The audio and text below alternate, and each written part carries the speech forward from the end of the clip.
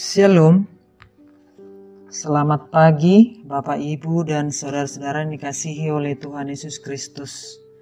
Semoga di pagi hari ini kita semua dalam keadaan sehat dan penuh sukacita. Sebelum kita memulai segala aktivitas kita sepanjang hari ini, marilah kita terlebih dahulu mendengarkan firman Tuhan. Oleh karena itu, marilah kita berdoa.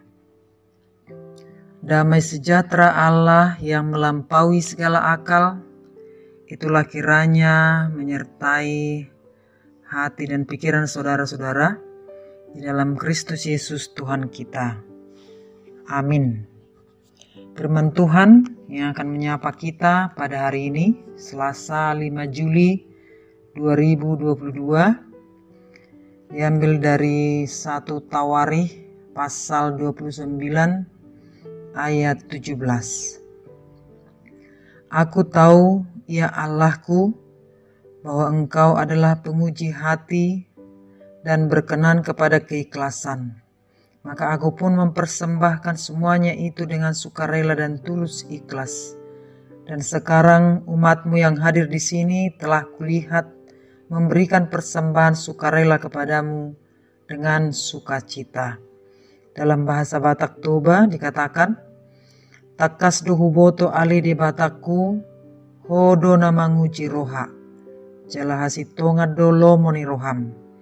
Di baheni, saluhut naon siat sitong ni rohaku, ubain nama ringgas au margugu, tole doho bangsomu na pengudison, nunga huida marlas ni roha, mangaringgas be margugu tuho.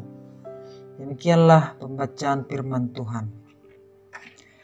Bapak, Ibu, dan saudara-saudaraku yang dikasihi oleh Tuhan Yesus Kristus, kalau kita membaca kitab 1 Tawarikh pasal 22, di sana diceritakan bahwa Raja Daud begitu ingin dan sangat rindu untuk membangun rumah Tuhan atau bagas coro di Yerusalem, mengingat kasih setia Tuhan yang selalu menyertainya sejak dia masih menjadi seorang gembala atau penjaga domba ayahnya, hingga dia menjadi seorang raja di Israel.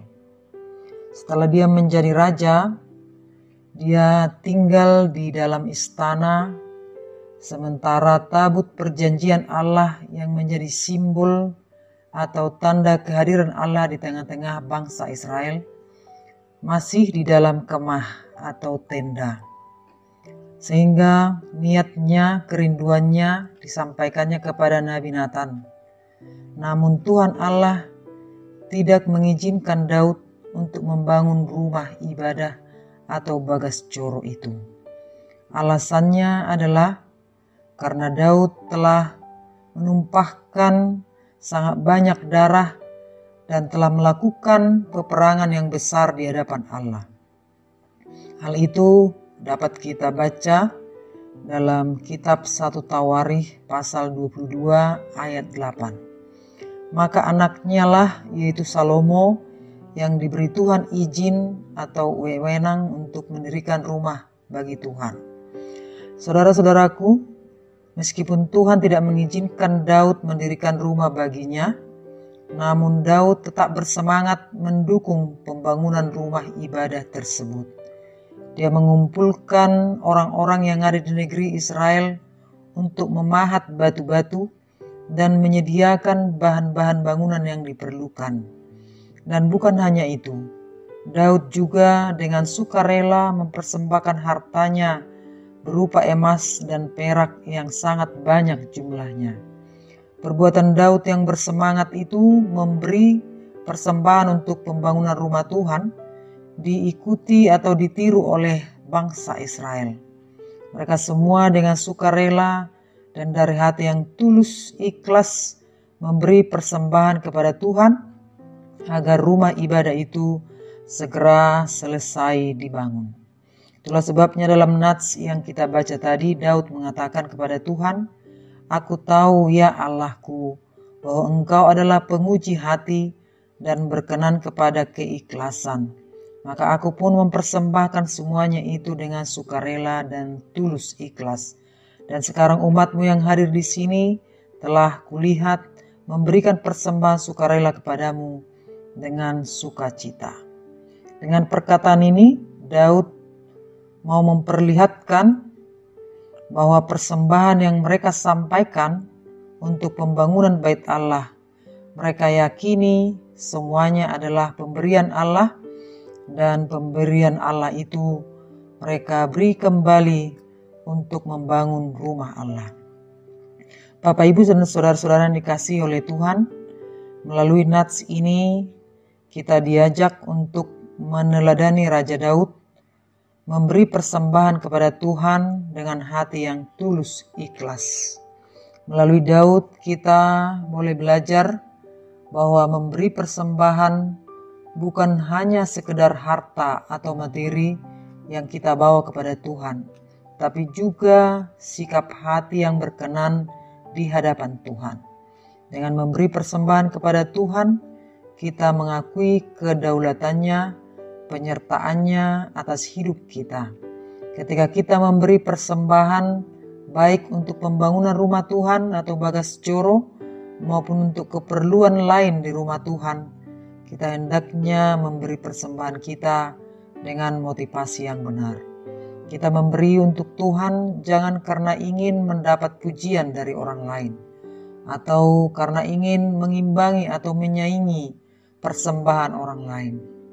Atau kita memberi persembahan supaya mendapatkan yang lebih besar lagi daripada Tuhan.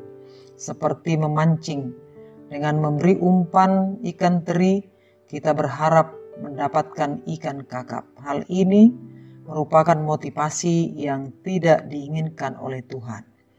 Saudara-saudaraku, marilah kita ingat, Tuhanlah yang menguji hati, dan Tuhan berkenan kepada keikhlasan dan hati yang sukacita. Memberi kepadanya dengan hati yang bersyukur atas segala kebaikannya dalam hidup kita, sebagaimana yang dilakukan oleh Raja Daud.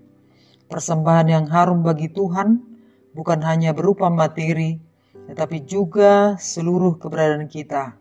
Sebagaimana nyanyian persembahan gereja kita HKBP yang mengatakan, Tuhan karuniamu, roh dan jiwaku semua, nyawa juga hidupku, harta milikku semua, kuserahkan padamu untuk selama-lamanya. Nasanani lehomi, todi rodi pamataku, hosa doh guguki, rodi saluhut artaku, hupasahati tuho, naso usatokudo. Saudara-saudara, Tuhan Yesus telah mempersembahkan hidupnya untuk keselamatan kita, orang-orang yang percaya kepadanya, agar kita beroleh sukacita dan hidup kekal selama-lamanya.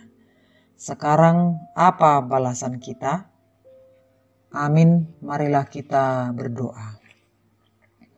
Ya Tuhan Allah Bapa kami yang di surga, kami bersyukur atas kehidupan yang masih Tuhan anugerahkan kepada kami hingga saat ini. Ajarlah kami selalu bersyukur dan dapat mempersembahkan yang terbaik di hadapan-Mu, serta mengimani bahwa semua yang kami miliki adalah bersumber dari Tuhan, sehingga kami boleh memberi persembahan kami dengan hati yang tulus ikhlas, sebagaimana yang diperbuat oleh Raja Daud di hadapan-Mu. Ya Tuhan, saat ini kami mau berdoa buat seluruh jemaat-Mu dimanapun mereka berada. Berkatilah mereka dalam setiap aktivitas mereka sepanjang hari ini.